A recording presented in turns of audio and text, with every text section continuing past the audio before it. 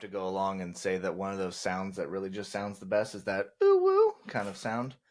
Ooh woo. Yeah. For Anyway, Wendy. Shout out to Wendy. What's up, everybody, and welcome back to a fantastic additional episode of Who What Now Gaming podcast for consumers by consumers, where we ask the questions: who are you, what got you into gaming, and what type of gamer are you now? I am your humble host, Josh Stewart, and today, reoccurring for the third time, we got Tom. What's up, Tom? Nothing. I'm so excited to be back. I say nothing, but, my endorphin levels are up right now because of this show. Hell yeah, dude. Yeah, dude. I'm pretty excited for this one. I feel like maybe we can actually, hit some of those subjects that we keep saying we're gonna hit, but you never really know. We're going to do our best to stay on track. Maybe this will just be our pattern. We'll keep bringing up subjects and then not talking about them so that we just have to do an additional part every time. You know what? I think that these episodes are us charging our spirit bombs. Ooh, I like it. Just the whole time. R.I.P. Goku. Have you caught up on that show yet? No, not even close. Oh my god, brother! So, I still haven't even dove. I did back into the Witcher 3. Owner of the Dimsdale Dimmadome. No, I still haven't gone back to Witcher 3. I haven't played a ton of video games recently. Man, I've been thinking about the show a lot though. Of Dragon Ball Z? No, this this now show. Gaming podcast. Don't do that. Sorry, fourth wall break. Where are we? Dude, well, have you watched the Netflix Witcher series yet? Not season 3. Yeah. Only seasons 1 and 2. Yeah, I actually have not gone into season 3 yet. Because is season 3 still Henry Cavill? I think that it is his last season. Yeah. Well, I think the show is done. Oh, see, I thought that they were filming with one of the Hemsworths. Well, they were supposed to. Oh. I could be wrong. Future. The last that I saw was that they wanted to do one of the Hemsworth brothers, and then it destroyed the community so bad that they were like, "We're just gonna end it." Yeah, we're just not doing this. Man, that's kind of sad. Mm-hmm. I would have rather known that there was more coming out with, it's Liam Hemsworth. Is that the younger one's name? I think so. The one that did like Hunger Games, I think is the one. Yeah, it was. I'm still excited to watch Witcher 3. I'm like partway through the third book. I haven't ever finished the series. With Dandelion. Yeah, this one it's back to Dandelion. Dandelion. Or maybe it's Dandelion. I remember second book it was Dandelion. Yeah, who knows? It jumps all over the place. It's fine. Still fantastic book though. Or all the series itself. Yeah. It's genuinely still, I think, one of my favorites. It's so brilliantly told and written, and I think that the likeness of Geralt is truly like the unspoken hero. Even he does speak, but not much. Yeah, it's just very direct and low toned, and it gives you that oh, I'm safe, but somebody's gonna bleed. I really liked how seasons 1 and 2. There was a lot of jumping, and I understand that there was a lot of complaining about the timeline jumps. I watched season 1, and then I started reading the books, and I got through the second book before season 2 even came out. And so rewatching season 1 and then watching season 2, it was like, oh, this is great. And then the guy that is the big boar, it's the same guy that plays Tormund Giantsbane. Yes. Oh my god. So good. Man, well, and that story in the books was just even more fucked. Yes. And it was already pretty, dramatic in the show. And They did a great job. They also made a great job of, it's a little more marketable the way that they put it on Netflix. They do bring it back a little bit. He does in the books. the boar fella is basically under a curse, like, you know, Beauty and the Beast style, and but his reasoning was not like the Beast of Disney, where he was just really mean to an old lady. Like, I mean, he like was pretty mean. he was mean to somebody else, and it is not a good thing. Yeah. But it's well his curse is much deserved, if not maybe a little light. Very much so. I like that's well put. In the show, the big reveal is, you know, is something that you learn early in the book, and then the big reveal, I don't know, I don't want to talk about it on the podcast. Like the, you know, the real like nitty-gritty of his deal. No, if you want to find out, it's not pretty, but go, you know, check it out. Go read the books. It really, it truly is. The books are absolutely fantastic. And if you read them yourself, you can call him Dandelion the whole time. 100%. But if you don't like to read, yeah, it's tough, and you know, if you spend a lot of time in the car, why not? You know, you can't read and drive at the same time, or you know, challenge accepted. I bet a lot of people do it. You know? I swear that I see people all the time that are just. Anyway, I'm not going to go down that rabbit hole. Well, the thing that kind of threw me off though for the show, was that in the show, by the time that you get to that mansion and you meet the boar guy, I wish I could remember his name, but I forget. when you get there in the books, Geralt is by himself. And he is visiting, like, I think he's like an old friend, or he is somebody he used to know or something. I think he was traveling. Yeah. And then he like was told about, you know, something along his path. Yeah. And then he goes and seeks it out. And it's like, it's his first time meeting the guy in the books. Whereas in the show, he's like an old family friend of the Witcher, like, people, the community, communities, greater Witcher community. But the thing that drove me crazy was when I was watching the show, because I read the books first. So when I watched the show, the swallow, what the Ciri, Ciri, Ciri was with him, and I'm like, no, it fit with the timeline. It fit with the timeline of the show, yeah. But in the books, we haven't even crossed paths yet. Yeah. In fact, if I remember correct, I could be wrong, but I don't even know if the deal had been made already. But for those who don't know what we're talking about, Geralt in the timeline is kind of all jumpy, topsy turvy. But when Geralt makes one of his first deals early in his life, but still like out on his own as a Witcher, he finds himself in a kingdom, and he helps a queen out with basically a job. And in honor of this, she requires him to stay at this like party as her bodyguard. And so he doesn't want to do it, but he does it anyway. And I think it might be like this first time like running into Dandelion, but I could be wrong.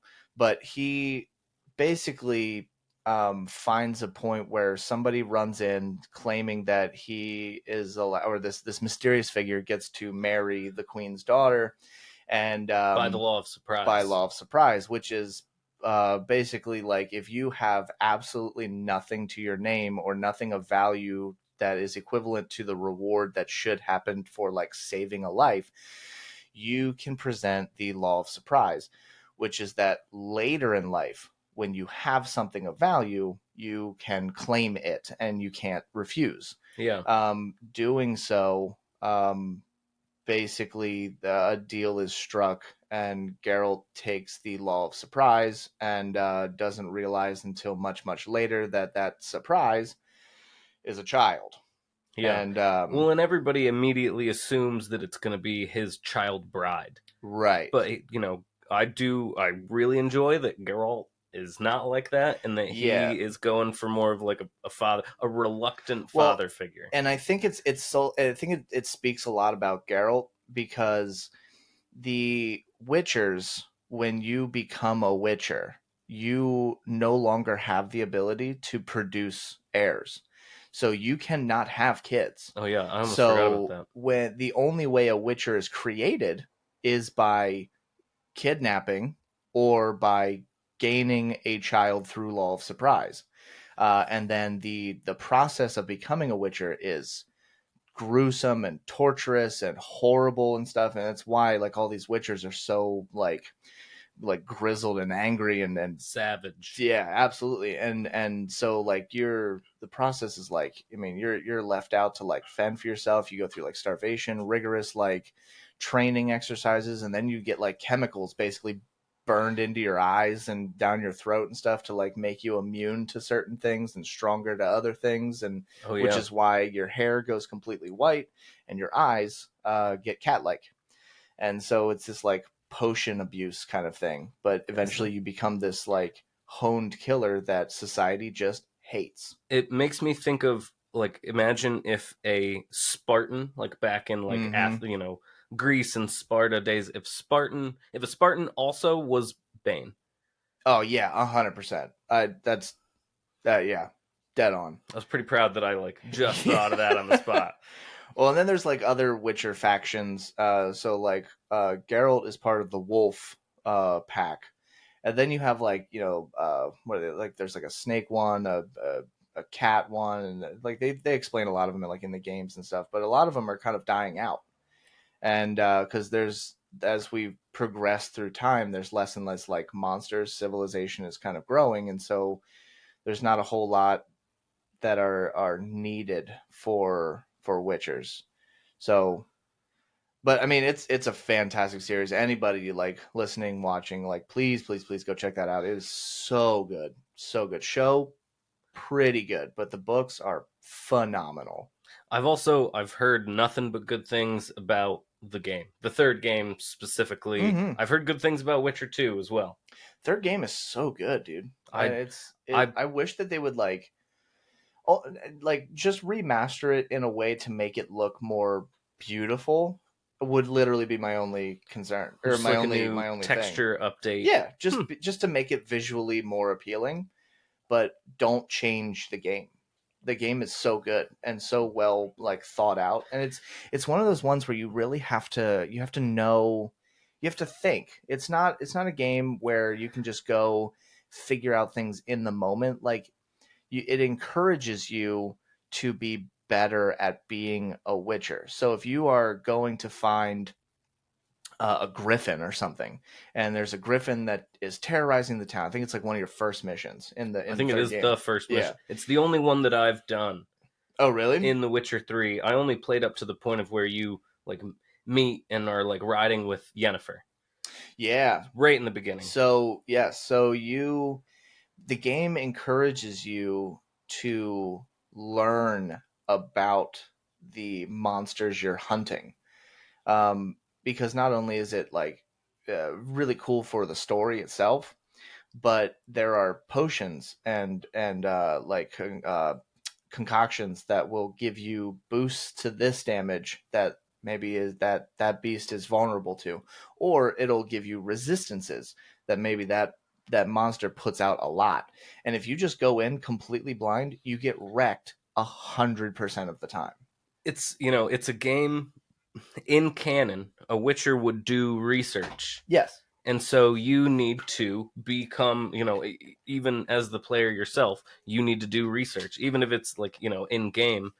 And I wanted to use this as a bit of segue because earlier we were talking about D&D, Yeah. and I think that research is a big part about D&D, and like it reminds me of that. It's also, I think of D&D research as something that a lot of people would do on their own. And Mm-hmm. so like, have you ever had a moment when you were playing, because I've never had this, where I've looked ahead at like the monster manual or whatever, and you've come across like a monster that you know something about, and you know that it has a weakness, and you get to like exploit that. Have you ever had one of those moments while playing D&D? I think the issue is that I'm normally the forever DM. Oh yeah, So I do have a lot of knowledge on the like the monsters and the monster manuals and stuff, but when I do get a chance to play, I usually play dumb. So like I pretend like I won't know what that is unless like situationally. Like if we're like a really high level or there's like a reason for my backstory to have like known about certain things, I will usually just like role play as someone who doesn't maybe know what the weakness would be. And then but I do know enough as a player and as a DM to find out those things so that it's more justified and less like metagamey.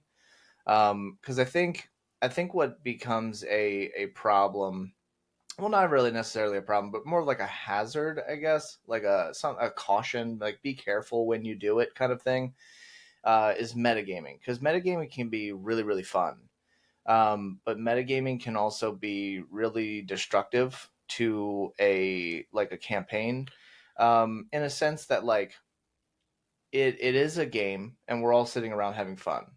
But DMs, the job of being a DM is basically like the same amount of work that you would have for like a part-time job.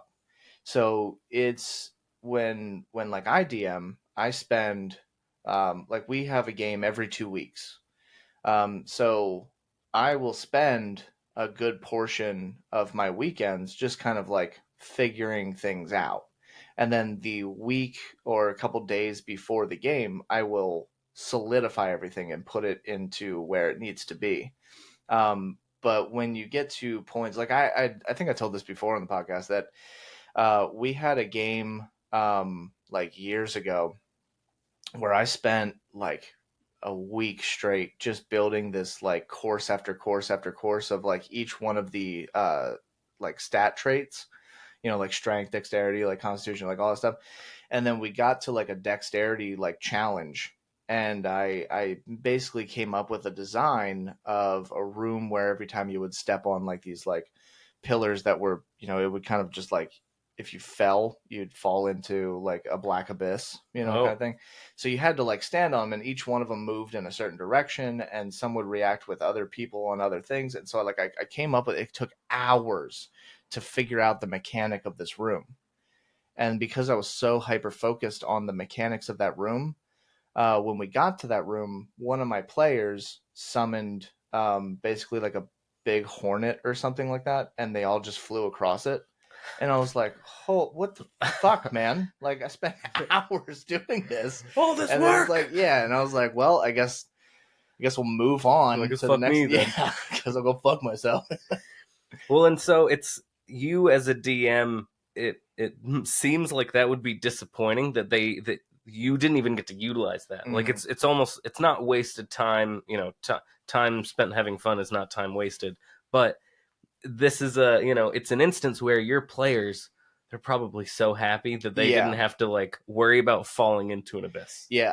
forever and ever. I like to think sometimes that I plan for everything, in my games, and that there's no way that somebody can like stump me for something that I didn't plan for.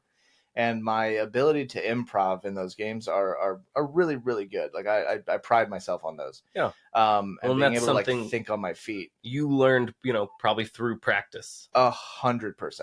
I have destroyed games. I have ruined games. I have broken characters before. Like it is a trial and error, but I know what I can and cannot get away with and stuff. And so, but I've done this for years, so it's not like it's not something that I like. It just kind of came out of my ass. It's like I'm it practice. Yep.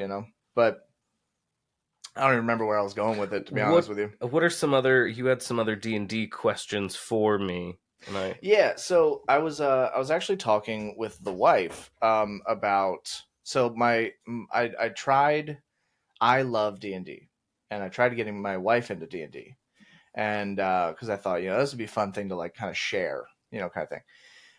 She is not a D&D person, which is fine. I Years ago, I just wanted her to try it, just to see, you know, if I could change her mind. She gave it a go, and I think I did my best to do so. But doing that brought up some like like she no longer wanted to play the game. Like it was once and done. That was it. So when I was talking to her, I was like, "What about D&D kind of pushed you away? Like, what about it didn't you like? Because I love it so much, I can't fathom somebody not liking it. You know what I mean?" Yeah. So I wrote down just like a couple things. Like she had mentioned that the amount of things that you have to remember is gets to be a problem, and excuse me, I totally understand that. D&D is filled with so many things to remember. Um, and then the understanding like the rules of the game, I threw her right into the game. Okay. So she never got a chance to like sit down, watch some videos, read the book, understand like core mechanics and stuff. And then after so, she has no interest in playing the game.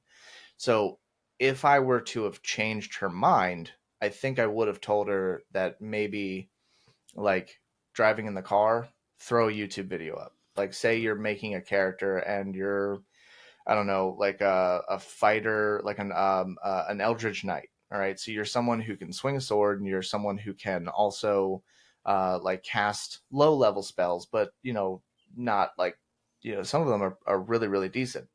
Um, and I would say like go on YouTube and just type in like D&D 5e or whatever TTRPG you're playing, and then type in the class that you've built, or in my case it was the class that I built, for her. And I would say like hey, just type that into YouTube and then be like, how do I play this character? And there are so many like amazing sources that will teach you how to play your character really well, actually. And like being able to use or utilize like actions, bonus actions, and movement speeds to your advantage is going to be your biggest like key kind of thing. Absolutely. Uh, Unfortunately, she doesn't have an interest in it anymore, but that does kind of make me think. So we've played a couple of times, and it's been mentioned before that you played before our friend Noah. When you started, what was the hardest thing to like grasp about D&D? Honestly, it was well, and so when I first started, I mean, YouTube existed, but I never would have thought to go onto YouTube, and there definitely wouldn't have been nearly as many sources Mm-hmm. to how to play this character.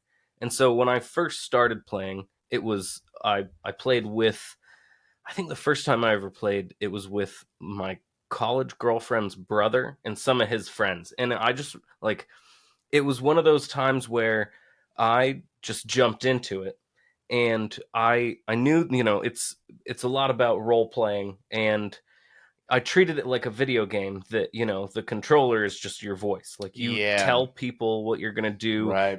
It reminds me of like old text based video games. Turn north, like Yeah.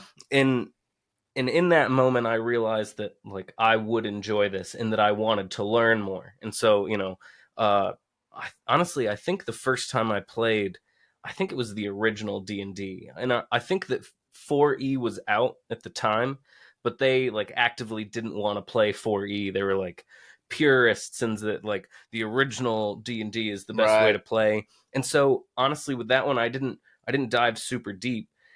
But then I started playing with my fraternity brothers, and I got to do more research. And frat bro. I saw it. Saw it. No, Kappa Sigma. Nice. One of my brothers. I didn't go to college. Proud of you.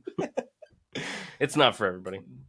One of my fraternity brothers had played. He was an older guy. Yeah. We're all 21, 22, and he's in his mid 30s, and he's just living it up in a frat house, teaching us how to play D&D in the basement. And so it was a lot of fun. It's always a basement. It is, it works out too. But so when I first started playing, I did the amount of research I had to for my character. I also stuck with pretty much one character. So that was much less for me to have to try to remember. You know, it Like was one character, like every time you played, or like one class? one every time. Like if we ever did different campaigns, I wouldn't be the same character, quote unquote. Oh, you just But I was always, renamed it? yeah, Yeah. Legless, Schmlegolas, Schmlegolas. Phlegolas, Schmonathan. Schmangela, and Schmonathan. But yeah, I was an elf and I was an archer, like, ranger. Sometimes it it would all be the same. But so now, Variations of the same thing. yeah. Yeah. But now, with when we all got together and we played that one campaign, I knew that I wanted to be a magic user. It was the first time I would ever be like a real legitimate spellcaster, and no idea how to play sorcerer. And I had the handbook, and I read the handbook, and I'm like, you know what? I still don't really know about capabilities, and so I did some research. But it was something that I went out of my way to do that research, and I put a little bit of my own time in there. Mm-hmm. It's also something, because it's a tabletop game, and at least in this sense, the tabletop game, I love the pen and paper bit about it. Yeah. Like it's, I will take notes and write down things. Like, you asked me like the hardest thing to remember, Mm-hmm. and honestly, the hardest thing for me to remember is what I should and shouldn't write down, because sometimes I'm just like slogged, like just too much notes, too much notes, too much notes. And other times I don't write down enough, and then I'm trying to remember, like, oh, I have all these abilities, and I should have, in this instance, I should have written down more details. I've done that before, where I'll take notes and I'll try to like shorthand it, and that ends up like coming back and biting me in the ass, because like I will like legitimately write down.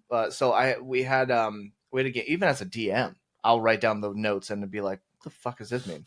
We had a game where I could not. I made a princess, and for some reason, I don't know what I was doing. I think the focus wasn't at the time around the princess, so I didn't think to name her for some reason. Like I don't know why. I just legitimately didn't name her at all. So while we were playing, the question came back with well, I asked her name, and I go, oh shit. So I was like trying to think of like princesses and stuff, and I don't want to be like Princess Peach or like Zelda, So like I couldn't think of anything, so I immediately like this thing comes up in my head, and I go Princess Buttercup, from A Princess Bride. Okay, so I'm like Buttercup, and then I was like, I need to put this in my notes, so I made a note on the other one. I put PR butt. Butt. So then I was like, I'll remember this, right? The next session we came back and we're like, okay, it was like we had to skip a week or something. It'd been like a month or something. Like it was just like everything kept like working against us. Somebody would get injured, somebody got sick, something else happened, work got in the way or something. So we came back, I want to say it was like a month later, maybe like 2 months or something. And we're all sitting at the at downstairs. I have this island, so I'd like set up on the island on like my kitchen side, and then I'd move the big table on the other side, so everybody had this whole table, and then I basically utilized the whole island, and that was like my thing. Wow. So I had all my notes laid out, and we're like, let's do a recap. What did we do? And I go, guys, I'm gonna be real honest, I got PR butt right here, and I have no idea what it means. I am completely for a loss of words. I have no idea. And it was like, honestly, it was like halfway through the session before somebody goes, Princess Buttercup. And I was like, oh yeah, that's what it was, But I was like, yeah, taking notes is so difficult, because sometimes like you think, oh, this easy note's going to be something I'll remember immediately. And then you end up like talking to the rest of your party members being like, I have no idea what this means at all, and like somebody help me, or your public resources. Yeah. Or like as a DM, some of the struggles is how obvious do you get with information. So like we've got a really fun one going on right now, where I drop some hints. We have a campaign that takes place in the Nine Hells, and this is like my artistic rendition of an alternate D&D reality, where like the Nine Hells are not just like a realm you can just get to, Okay. It's more of like it's a plane of existence that is blocked off to those who have souls. So like when you die, like the idea is that like you become soulless kind of thing. It's just like it's my in-game way of saying that you can't get back, because I want the whole campaign to take place in the Nine Hells. Okay. So in doing so, I drop like hints to like, future things, some twists that are going to happen later down the line and everything. And sometimes I'm like, I didn't see anybody write anything down. So I'm like, do I bring this up again later? But I was like, we'll feel it out. We'll see what happens, kind of thing. Okay. And so I've tried a couple of things where I will play like certain songs that will, in the lyrics, weirdly have like way too much to do with what we're doing. But as a song, like you don't think of it. You think of it as just like the ambiance in the background. And so then I'll be like, let's make sure we listen to the song, kind of thing. And then we'll get goofy, or like I think at one point I had to take a bathroom break, and so like when we get to something later, and they're like, didn't see that coming, and I go, oh, it was in the song, and they're like, what song? And I go, that's on me, my bad, I should.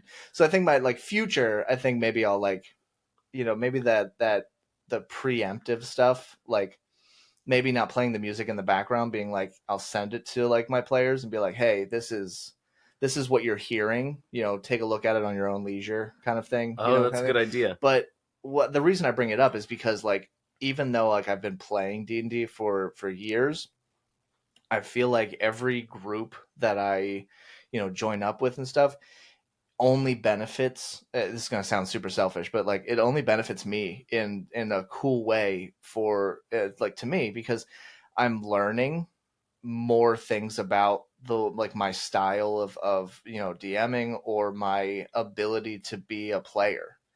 um Noah, I'm not going to say it on here in case nobody, like the Noah's running like a parallel universe game. Okay. So he's got two groups that he's playing it for. Like one is with like the friend family, and then one's with like the family. And so we're running a parallel game, and so we got to something that I don't know if they got to yet. So I won't say what it was, but it was probably the first time in a very long time as a player that I was like, "Oh, I did not see that coming. You got me. Like you nailed that. You actually you hit me with a twist that I did not see coming. You got me. Like, well done. Good Absolute, bravo." good gaming moments. 10 out of 10. Yeah. And those are the things that I feel like sometimes you miss as a DM. You don't get those, like, You because don't like, have the aha yeah, moments. You're I trying to know everything that's going to happen, Yeah. Like, It also a harder part of D&D for me, I think, is actually really getting into the role playing. I think that yeah. the role play is what I lack. It's where I lack the most. Like as a D&D player, I've never tried to be a dungeon master. I honestly, I don't know if I would even be into it. I Mm-hmm. feel like the player role is the role for me. And so, we always put a bit of ourselves into our characters. Oh yeah, every time. And so it's hard to play a character that's it's not really who I am.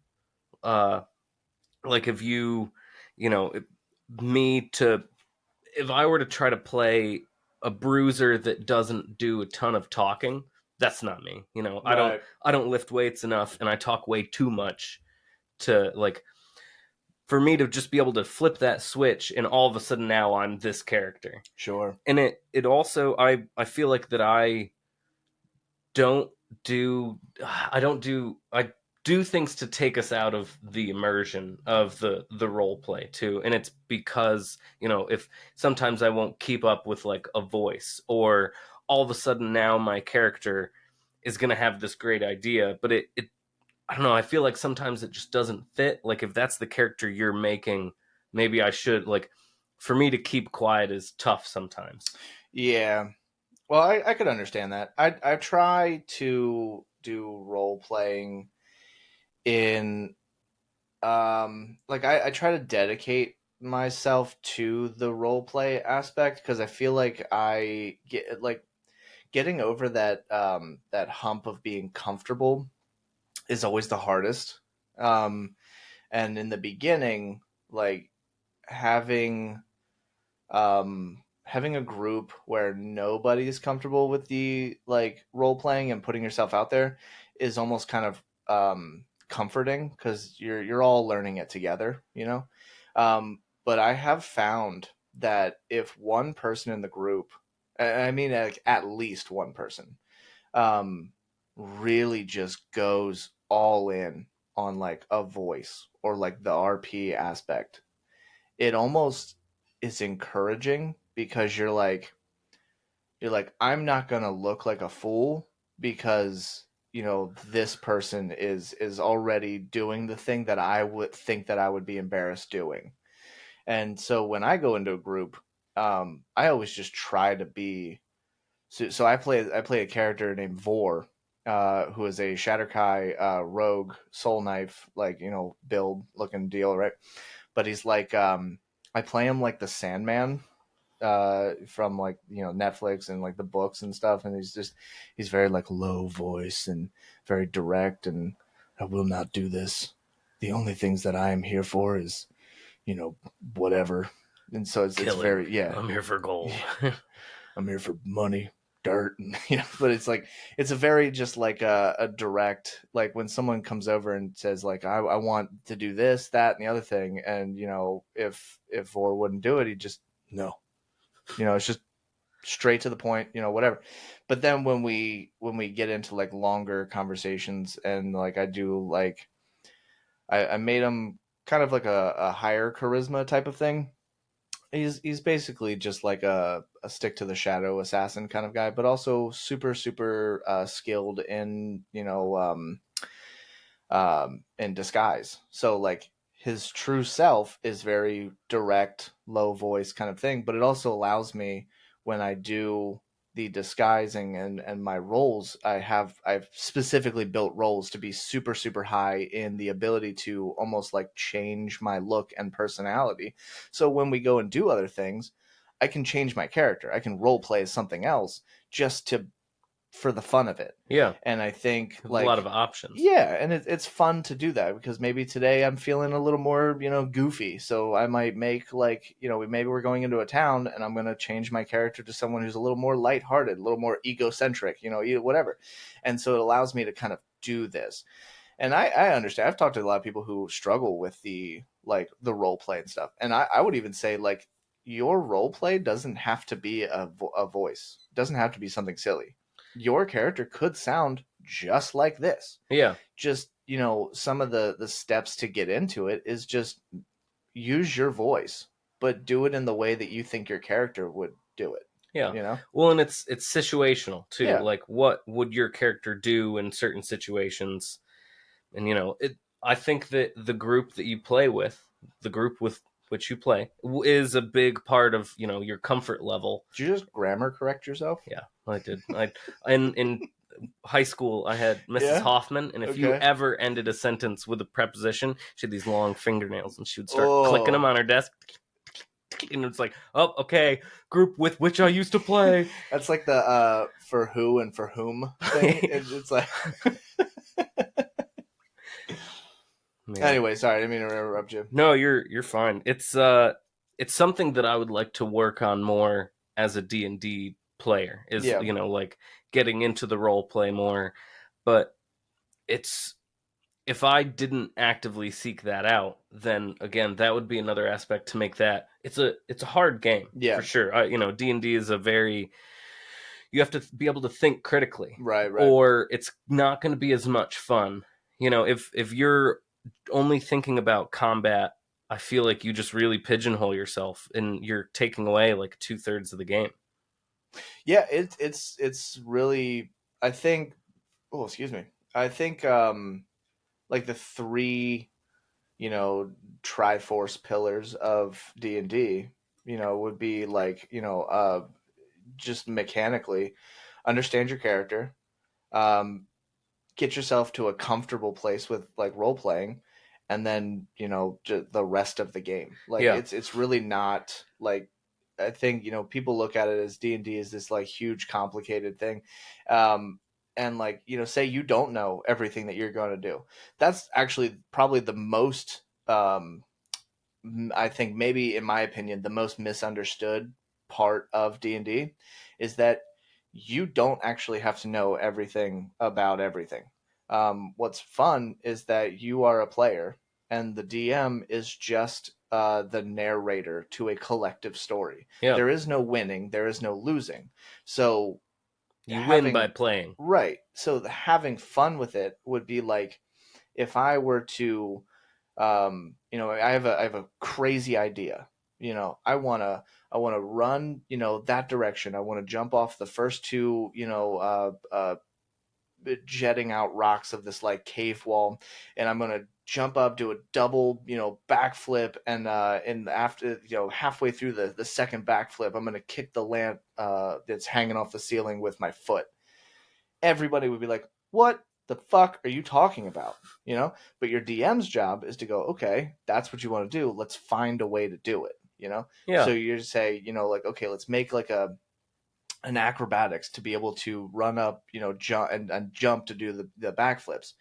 I roll, a really well, 18 plus, whatever. Oh yeah. Okay, you nailed it. You're Flawless going double out here. backflip. Okay, well now I'm trying to hit the, the light and stuff. Okay, well let's see if you, roll Dexterity. roll dexterity, roll to hit, like whatever. Yeah. Like it's going to be low, but like let's see if you do it, because there's always the beauty is that there's always a chance that you can fail. And if there's not a chance you can fail, then what are we rolling for? So Yeah. like you don't roll every time you walk forward. You know how to do that, right? But Right. if you're the only time you're going to roll is if there's a chance that you can fail. And like success and failure are not like you do it or you don't. It's how well you are doing this. So like maybe I succeeded on the backflips and they were phenomenal, but I rolled like a nat one on like targeting hitting that the lamp. that lamp. So my DM could say you missed the light. All right, you nailed it. So you missed it. You land. Nothing you can do about it, right? Well, what's stopping me from saying I'm going to do it again? Nothing. But what could be fun is that because instead of just walking down the tunnel like my DM wants me to do, and I'm over here being a jackass trying to do jumping jacks and backflips, my DM could be like, "Well, you rolled in that one, you hit the light, but the light lands and spreads oil all over the place, and now the damn cave's on fire, and now we got smoke and elation going on and stuff, and now you're like, oh, now I've caused a whole new situation, and now we're all like, oh, way to go, It's pandemonium. yeah. So it's like you don't actually have to know what to do or how to roll or what roles to even roll. Like your DM will figure that out. Yeah. Half the fun is not knowing the outcome of what you're doing. That's why, like, I go into every game as a player. I don't plan shit. I don't. Like, Okay. unless we ended like in mid battle, it's the only time I'll try to prepare something. Like, I'll be like, okay, this is my abilities. This is what my character can do. Other than that, I don't even think about it because I have more fun in the moment of figuring out what we're doing. And Same. that's my I think that's the the critical thinking part is what can make D&D so fun. Yeah. And to just like be creative and it's also it can be really funny. Like there's a core memory that I have right now, and it's from the first time that we played D&D. All of us are very new, except for one other person, and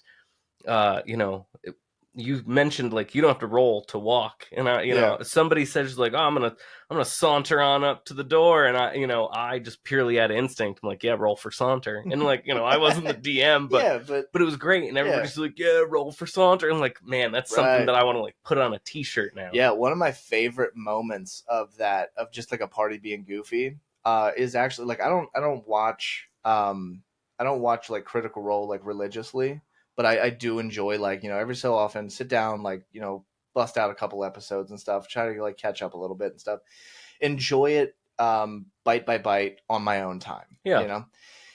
But there was a moment where Matthew Mercer, a fantastic DM, is basically watching his players. They're getting goofy. Every group eventually gets a little goofy. You have one session where everybody's a little goofy, and one of the players wanted to use, I think it was like a speaking stone or something, and was like, "What do I roll for it?" And then rolled the dice. So Matt Mercer didn't like say an answer, and it was like a natural 20, and he was like, wow, yeah, we're natural. Everybody's like, yeah, natural 20, because natural 20s are huge, you know. Yeah, we did it. Crit, Okay, crit. well, I'm gonna do it over here. Well, now you have to roll so we can do this. And and so the other players like, okay, well, I gotta roll, and and it rolls the dice, and it's like, okay, I got like a 6 or something.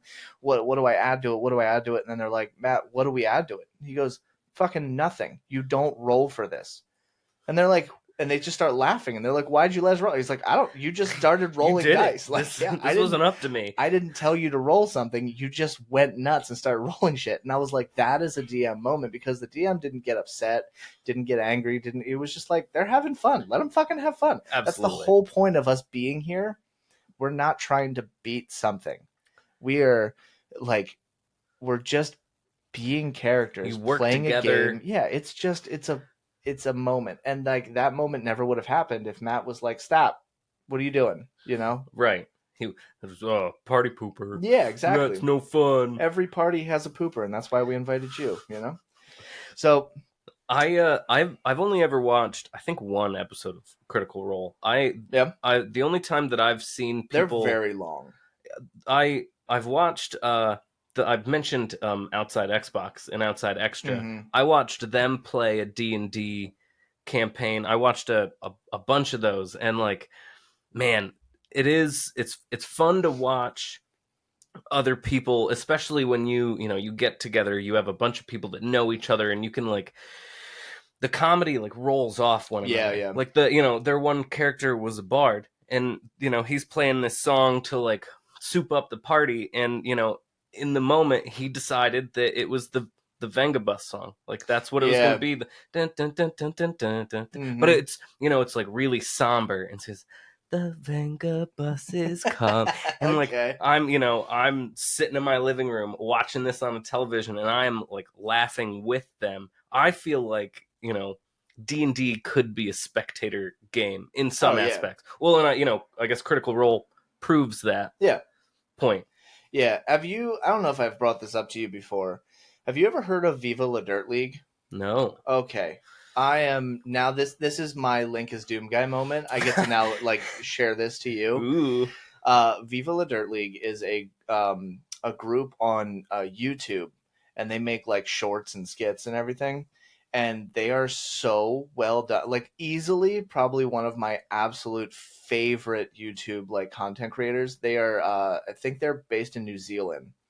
And they do a lot of like there's like video game logic, like first person shooter logic. There's they do like a whole like short series on like the Witcher and stuff, but it's always like they make a very comical skit based on the things that we quote unquote like hate about games and stuff, right? Okay. So it would be like they have one where there's a whole series called Epic NPC Man, and it is one of my absolute favorites. And it is basically like making fun of every like role playing game you've ever played, like in a high stakes like fantasy like world, and then eventually like goes into like D&D like type of logic and everything. And so there's like a moment where you're playing a video game, and then you go to a shopkeep, you buy a potion, and then you're like, all right, I'm gonna drink the potion, and then you drink the potion. Where does that glass go? It's never in your inventory. You don't just drop it on the floor. Where does it go? So they have a video where he's like, I just drank the potion. What do I do with this? And he goes, what are you talking about? And he goes, I'm done with the potion. What do I do with this, like the vial? And he goes, you eat it. And he goes, I'm not going to eat it. It's glass. And he goes, what are you talking about? And he takes it and he goes, watch. He goes, ah. And he starts crunching on the glass. His like mouth's bleeding. And he's like, see, simple as that. And he walks away. And I'm like, that skit is brilliant. It is like, it's not too much. It's not too little. It is perfectly made. It is brilliant. Like, honestly, life goal, I would love to go shake their hands. They have brought me so much joy over these. Like I am like, please treat yourself. Look Viva them La up. Dirt League. Viva La Dirt League. I will, 100%. They are so funny. It cracked me up every damn time. It's so good. I was wondering what our time was, because I do want to get into the Zelda timeline. We were talking about. We're talking about D&D. I do love talking about D&D. It's made me want to like make a new character now. Now I have an idea, and I don't want to say it because in case I play with you, Yeah, I yeah. want it to be a surprise. Wouldn't it be funny if that was just like our running gag every episode? We're like, and we're gonna get into the Zelda timeline, and it's like episode 26. Oh, hey, you Still have not- remember? You remember when we were talking about the Zelda timeline, the abandoned timeline? Yeah. So I actually sent you a couple videos because like I found them super fascinating and interesting. But there was one that really struck a chord with me. Was I sent you? It was like basically if Legend of Zelda was made today into like a Studio Ghibli film, it was beautiful. Look It it up on was. YouTube. Oh my goodness, it is so beautiful. It made me immediately think, how hard would it be to take a game like Ocarina of Time? It was they were going through settings in Ocarina of Time Mm-hmm. in this video, and how hard would it be to take Ocarina of Time and make it look, have that kind of animation style? Yeah, I mean, it would be I'm not a amazing. video game Well, and designer. I bet it would be pretty difficult, though. yeah, I even think like Breath of the Wild and Tears of the Kingdom are almost like the kind of that style. They're not full like Studio Ghibli, but they are like that like borderline like anime, cartoon, and realism that have just like met in a very perfect middle. Absolutely. I really do enjoy the designs of those games. Well, and it's a beautiful game. Everybody knows the intro to Breath of the Wild because Mm-hmm. they've gone from Zelda games kind of looking the same for a while, Right, or right. at least very similar, and then just wham, Yeah, like this is what we're making now. yeah. This is your life now. You chose this, and we did, and I'm so glad that we chose. It was such there's such good games. I'm still I really need to play Tears of the Kingdom. You do that one. I think I said to you before we started recording. It is the twist in that game was probably the first moment in a very, very long time playing Legend of Zelda where I was like, oh, what? The big Like, reveal. yeah, it's so good. Well, I've gone back and I've started playing like some of the games of my childhood. I finally just was like, I got on the Switch for like the first time in like a year, and which I think is probably the last time that I played like Tears of the Kingdom. And I noticed that there was a Nintendo 64 like app square thing, whatever. And I was Oh, like, nice. what? Yeah, I immediately downloaded it. And I can play the original format, not like the remastered one, the original Nintendo 64 Ocarina of Time. And let me tell you, the joy that it has brought me to like go back to when I was like 9, 10 years old, and Nostalgia. just oh my god, it is, and I remember so much. But I'll tell you what has been super skewed, and I think I've made this joke for the last 15 years, is that when you leave your village in the very, very, very beginning of the game, after you basically so you start the game, you meet Navi, which is classically the biggest joke in all of Legend of Zelda communities, which is the hey, listen, and it's the only thing that it ever says, and it's after a while it just gets really annoying, but it's so nostalgic now. But after you get Navi, you go to the Great Deku Tree, and then you go inside and you help the Deku Tree like rid this like curse parasite thing going on. And then the tree's like, I will always do my best to be here for you forever. Oh, just kidding. Wait, no, I'm gonna die right now. And then he just dies, and you're like, all right, well, I guess that's it. So you leave, and then as you're leaving the village, you meet I think her name's like Sarah or something, but she hands you an ocarina, and then she's like, this is for you because I won't ever say it to your face, but I love you. And you're like, I know what love is, but I may not be a smart fairy. So you take this, and like my memory of this game was that basically you ran to the castle, and that's when you found like Zelda being like run away with like the Sheikah and being chased by Ganondorf, and then she throws the ocarina at you, and they basically just take the one you got from Sarah, and you're like, well, I don't fucking need that anymore, and you toss it. Later, bitch. Yeah, so I was like, well, I guess this sentiment is no longer needed. Well, now that I'm replaying it, I realize that you don't actually get the Ocarina of Time until you get all three of the stones from each of the, like, you get the water one, the fire one, and the earth one, grass Before one, you whatever become adult Link. You're right. Yeah. So, but I'm playing this game and I forgot how easy the bosses are. Like, you show up and then there's like an eye. It's always an eye, and the eye's that there. does happen quite a bit. And then the eye's like right there in your face, and you hit it, and it goes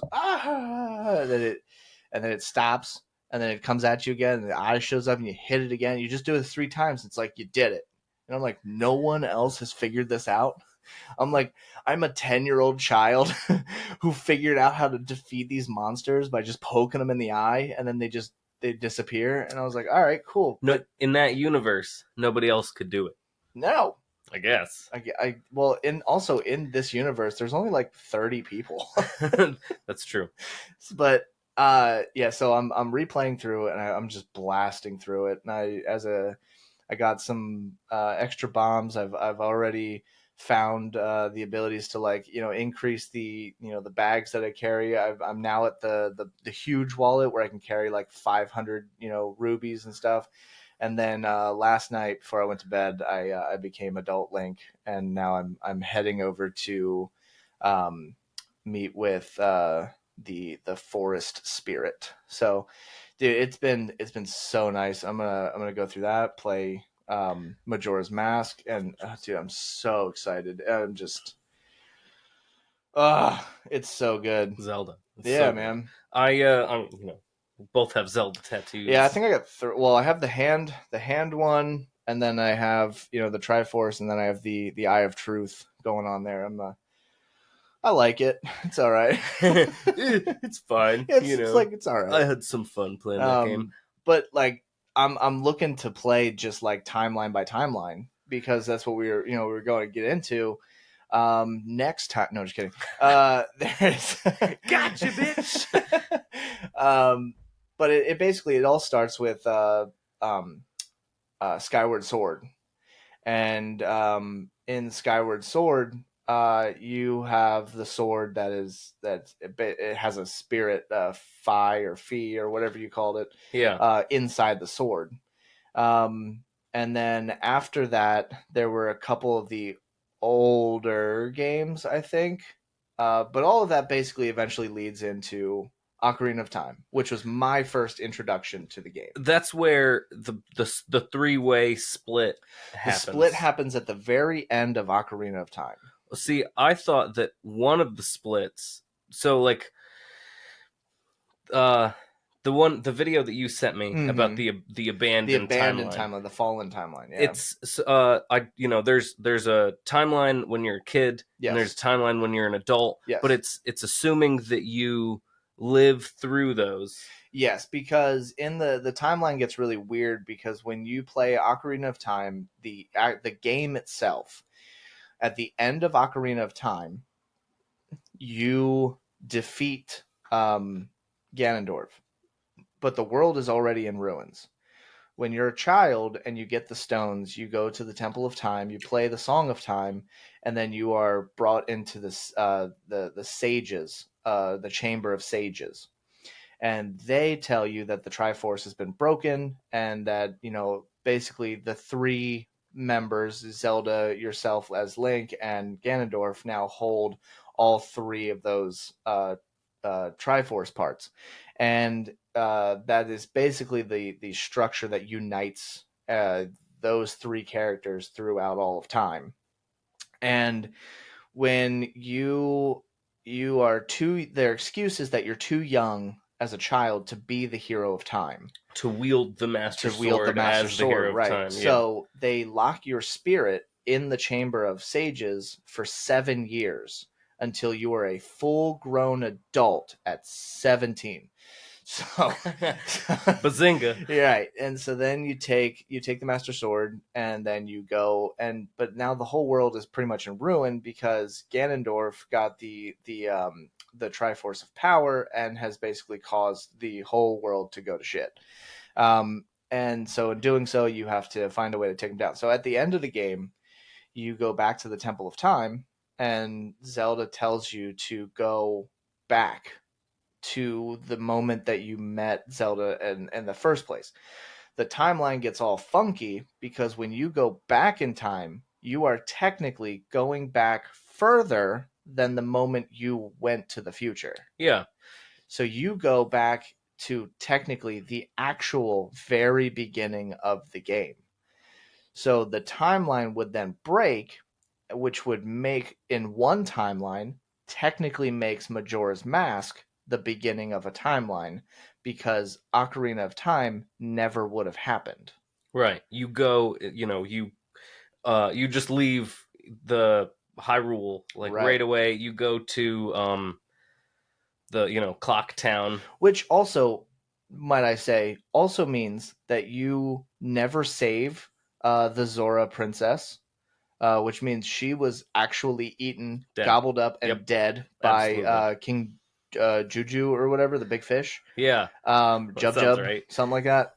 And then you also do not go and cure the issue with the Gorons. Oh yeah. You also then never go and see any of the people in Gerudo Town. The big issue is that going back that far, you actually cause a lot more damage if you think about it. If that damage though is caused by Ganondorf becoming more powerful, when you do go back, because you give information to Zelda, and they like basically in that universe they would arrest Ganondorf for trying to take over. Right. Does that then counteract all that evil, or is that just me trying to like shoehorn my way into? In some ways, I would say yes, but the Ganondorf getting the Triforce of Power is not the reason that the princess of the Zora gets swallowed by the big fish. Her whole thing is that she just goes and feeds this big ass fish every day, and then the fish got basically like a cold and ate too much and sucked her in with her. And she, for some reason, as a like 7-year-old child, is carrying like the stone of existence for all the water Zora. And so without Link going into the fish and getting her out, they probably got the stone back eventually, by natural causes. But yeah, she's definitely dead.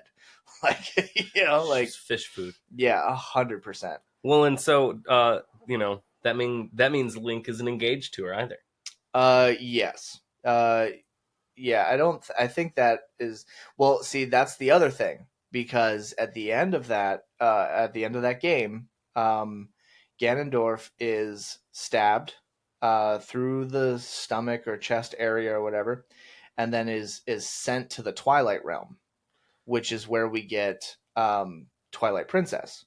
The issue with this is that in Twilight Princess, there is a moment where you are trained or get knowledge from the first hero of time, which is not one. I think by the time now, I think it actually has been confirmed that is like the original Link from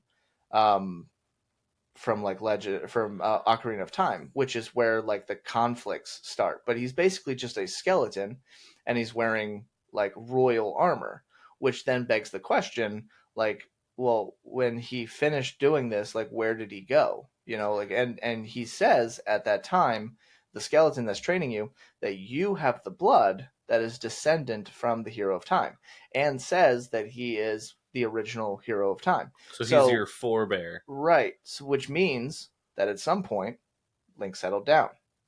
Who did he settle down with? The girl from the ranch. That's my thing. That's what I've been saying. What's her name? I can't think of her name right now. Maria or Medea? I don't know. The Lon Lon Ranch. Yeah, 100%.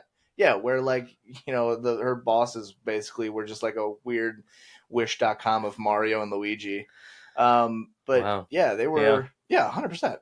And then that's why I always just assumed that he just settled down and became like a ranch hand or Yeah. something. Well, he's not going to go and marry the princess. He didn't in this Yeah. timeline. He didn't like, or I guess they went back to before he saved anything. So he and Zelda just go their separate ways. Right, which is why that's just a completely separate timeline in itself. So then you have when Link is like a child, and dude, it is a bonkers timeline. But the point is that at the end of all three timelines, it stops for like the longest time, and then 10,000 years pass, and it's shown that all three timelines are possibilities, but the abandoned timeline's the one that's more like in question with like the fans than the other two. But after that, the hero of time is no longer needed for like 10,000 years. And then so the reincarnation doesn't happen. So 10,000 years pass, and then the Demon King creates like some stirrups and stuff, which the Demon King is the same one from the very, very beginning of Skyward Sword. And then you get Calamity Ganon, which causes like the big stuff with like Breath of the Wild, and Link is then awoken. But it's weird because in Breath of the Wild, you wake up on a stone tablet and you're like, well, now what?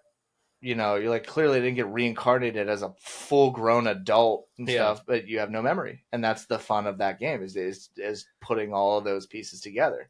Getting the snapshots, that was like the first time. Pain in the ass. That was the one thing I did not like about that game. It was a bit of a pain. You had to be in that exact spot. I'm glad that they gave you a little like indicator when you were close by. But like I would run into NPCs every once in a while that like I got pointers from. Otherwise, I never would have found them all. Yeah, I only stumbled across like 2 by accident, mm-hmm. and then other ones I'm like, oh, I guess it's very easy to like figure out where this is. Love Zelda. I love that this is. I'm now learning all about the Zelda timeline. I'm actually surprised you've never come across it. I thought about it before, but it's just the way the Zelda timeline could be whatever I want it to be in my head, yes. And that's that is the beauty of it, right? Is that it's not up to interpretation, but I guess it is if we're interpreting it different ways. And I do really like the idea of the abandoned timeline. That if you die between the beginning of Ocarina of Time and the end of Ocarina of Time, but in the adult timeline, if you die in there, then it like you can't be reset back before, and so that creates the abandoned timeline. Right. That the one video that you sent me about that, explaining that, I thought it explained it very, very well. Absolutely, in a way that like I feel like we were all trying to comprehend, but it didn't. Like it's the connections were there, but we just couldn't put them together. You know? But the Breath of the Wild I thought was absolutely fantastic. It's seriously was my favorite game until Tears of the Kingdom. And the way that Tears of the Kingdom hits is so damn good. Especially like have you seen do you know anything about Tears of the Kingdom at all? Not storyline, no. But you have seen pictures, right, where his hands all goofed up? I've seen that. I've also seen people I watched a video of somebody made Godzilla. It's about the making of the machines. God. They just made a life-size Godzilla. The amount so early in the game, in the game's existence, being out to the public, there were glitches that were not patched, and you could basically you have a device that allows you to fuse objects together, right? And so in the game, there's these ancient technologies, and they were all up in the sky, all throughout all of this, all the games, right? Interesting. And in the beginning of Tears of the Kingdom, it's explained that like the sky is falling because it's like ancient civilization is now like coming down. So we're getting technology that we didn't have previously. And one of the great things about the game is that it was so hyped to be up in the sky, but they never said anything about an underground, and the underground is as big as the map itself. So you find all this technology all over the place, and then you use the like ability of your hand that you get. No, I'm not going to spoil it and everything, but Thank you. it gives you the ability to fuse things. In the beginning of the game's production, or of the public having the game, there were glitches where if you jumped and were able to like shield surf in a certain way, and then before you hit the ground, like moved a thing in your inventory, you could spam the shit out of it and just drop crazy amounts and duplicate like items like a mother lover. Okay. So people were finding, you would find like a diamond, right, which is worth like 500 rubies. And then you would do that once and you get 3. And then you take those and you do that, and now you have 9. And then you do that again, you got 27. You do it again. And people were getting like 999 or 99, whatever, like as the filling inventories. And then you use that, go to a shop, sell it, and then you get the, the stuff. Then you go to these people who like these like mechanical beings who like they mine, I think it's called like zonite or something, and then you just collect those, and those became your energy to be able to like fuse things together and run. Like you basically have to put batteries on things to like make things work. Okay. So people were finding ways to upgrade that bar to like an insane amount so that they could run insane Godzilla like things. So people were building like full planes. There's like some guy made the Christian Bale like Batmobile, and it is a tank, dude. It is insane. But like early in the game, people were making like creations, and then like you would watch these and you're like, this is sick. And then you play and you're like, I can't get the damn sail to sit on this plank of wood so that I can just sail across this river. Like, it's so good though. People were finding ways to like, because they don't give you a bike in this one, or a horse. No, you do get a horse. Sorry, you don't get the bike like you did in Breath of the Wild for that DLC. Yeah. So people have started figuring out that like if you wander too far away, you can't call your horse. You gotta go find another like place to get your horse from, right? So people were like, yeah, forget that. We're just going to keep things in our inventory and make hover bikes. The game was out for like a week. Horses, obsolete. Oh. We don't need them. Like, no more Epona. Oh, man, dude. It's Epona. so good, dude. Here's your song. I want you to play this game so bad. I'm about to like invest in our conversation future, man. It will be great. I'll bring more to the table.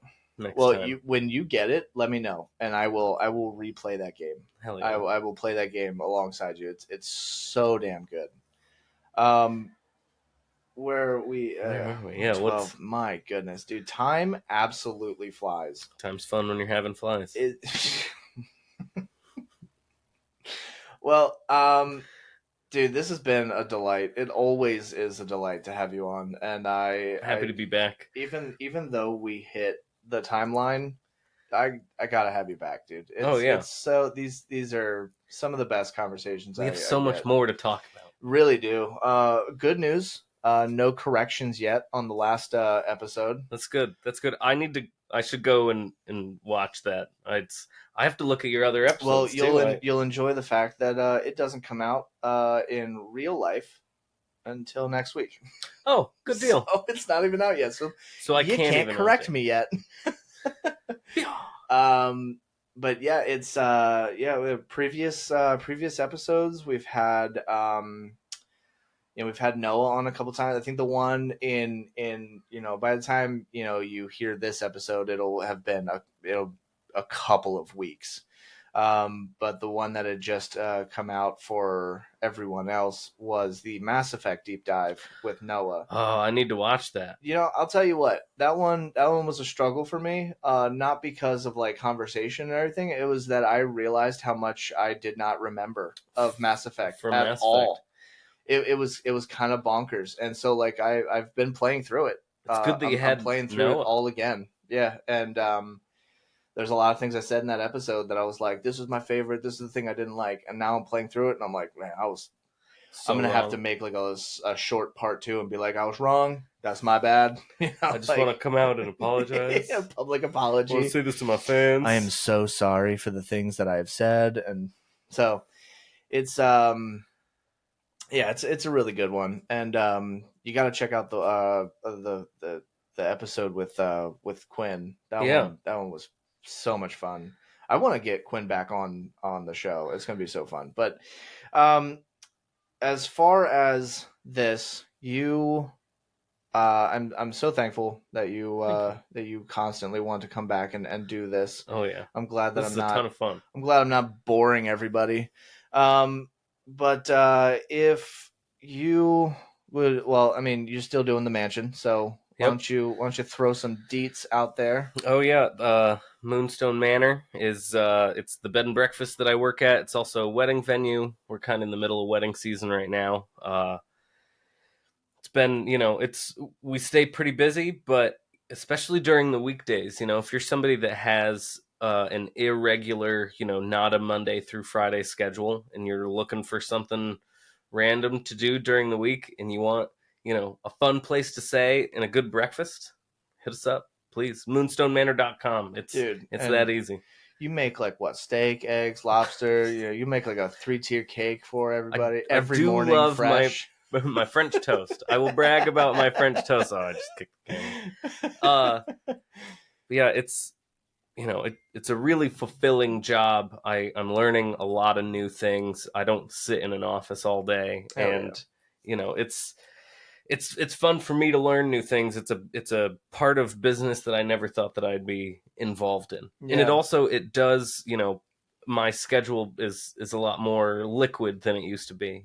Instead of like, I worked the last 2 days more than I did like the week prior, just because of like getting ready for the actual event. And then, from 10 a.m. until 10 a.m. or like 9 a.m. the following day, we're on, like we're there, we're, taking calls if we need to.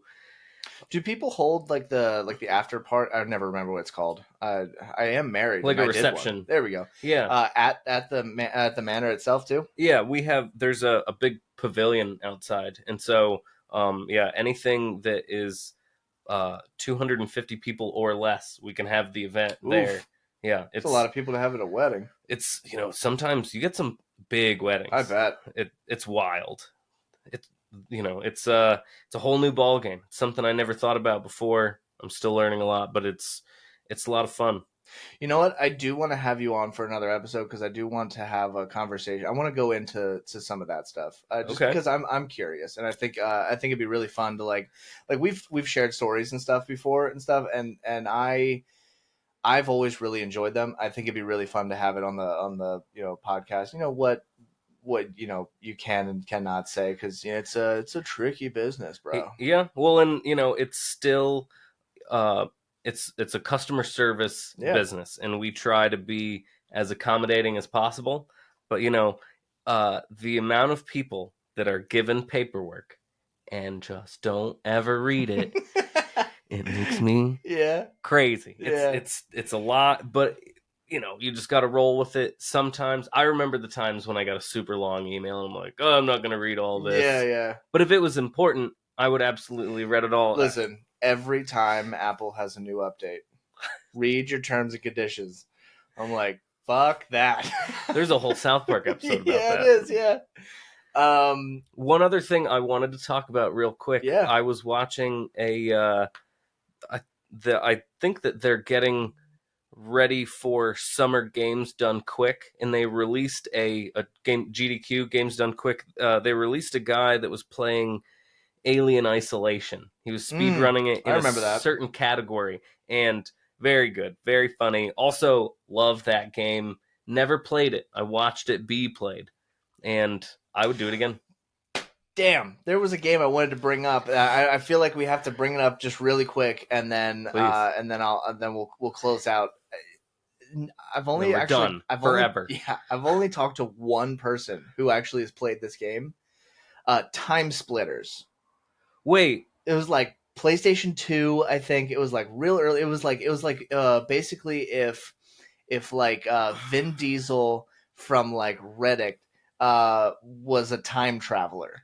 And it is so goofy and dumb. It is my favorite shit. Like it is my favorite game, dude. I Like don't. it's I have think you that never all I've right. heard of it. I Yeah. know that I've heard the name before. I don't think I ever played it. I'm going to find a way to play this game again, and if honestly all else fails, I'm going to find it on YouTube and watch like a playthrough because I think there was like 2 or 3 games, and Time it is Splitters. so funny. Wait, is Time Splitters an arcade series? Wasn't it originally an arcade game and then it came to PlayStation? Not a clue. Not a clue. I just it looks like it looks like Vin Diesel with the Riddick like glasses. And he just time splits like time jumps all through, and so like each level is like you go to like a haunted mansion, and but there's like commentaries like always so stupid and goofy and stuff, and then like he'll go Stupid into, like Duke Nukem level stupid? not as offensive. Okay. Like but he'll like go into areas and he'll be like, well, this place has probably got a lot of dead people, and you're like, yeah, it's a graveyard, like we got that, and then Everybody's dying to yeah, get in. or like you'll be like going through like a haunted mansion area, and he'll be like, you ever get that feeling that you're just constantly being watched, and then like eyes will just be like, whoop, kind of thing.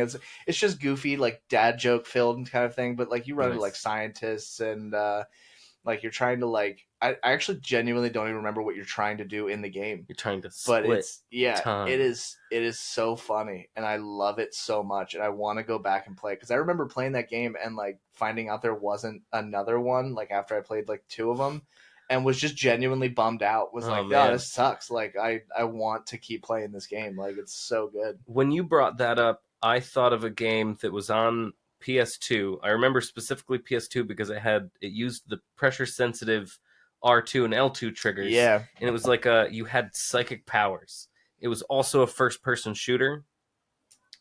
was it like not? It wasn't like Infamous or No. or the other one. What Dude, other one? Infamous and Prototype came out at the same time. For like the longest time, I thought those were the same damn game. Never played Prototype. I didn't play either of them. I've only ever I played Infamous Second Son. Mm-hmm. Fantastic game, and it's a game where I guess all of the Infamous games you have the good versus bad choices, but Infamous Second Son, I loved it. Actually, that may have been for only PS3. It might have. PS4. I just saw a little while ago that the PlayStation Pass thing that I have has all of them, Infamous and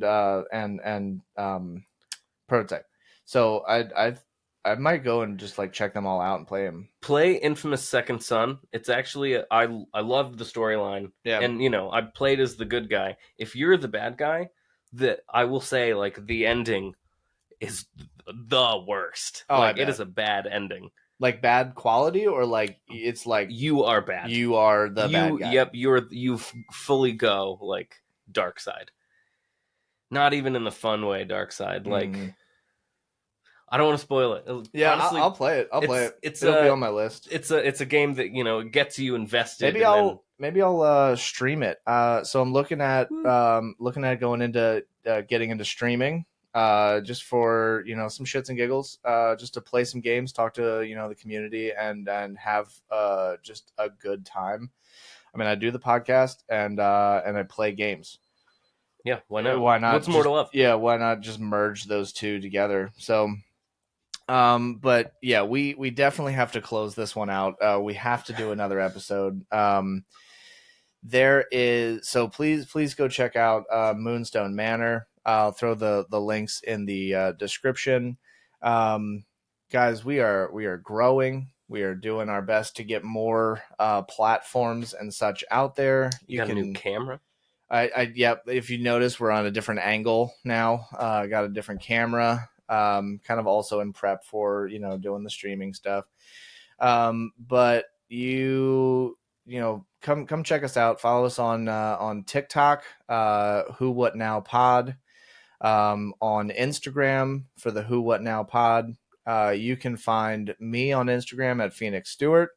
You can find we're on. Oh, I said Instagram already. I'm gonna throw all the links in the description. You can find us in so many different places. You can find the podcast anywhere you find podcasts, and check us out on YouTube at Who What Now Gaming.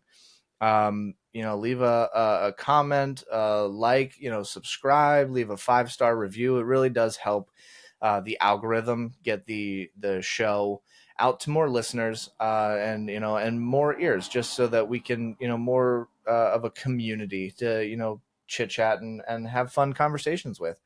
But other than that, Tom, thank you so much for being here. Pleasure's all mine. We absolutely are doing another one, and I would love to schedule a couple out there with you. I would actually love to get you and Noah on at the same time. I think that would be a really fun conversation. Absolutely. So that'll be a 3-hour episode. So maybe good. Not 3.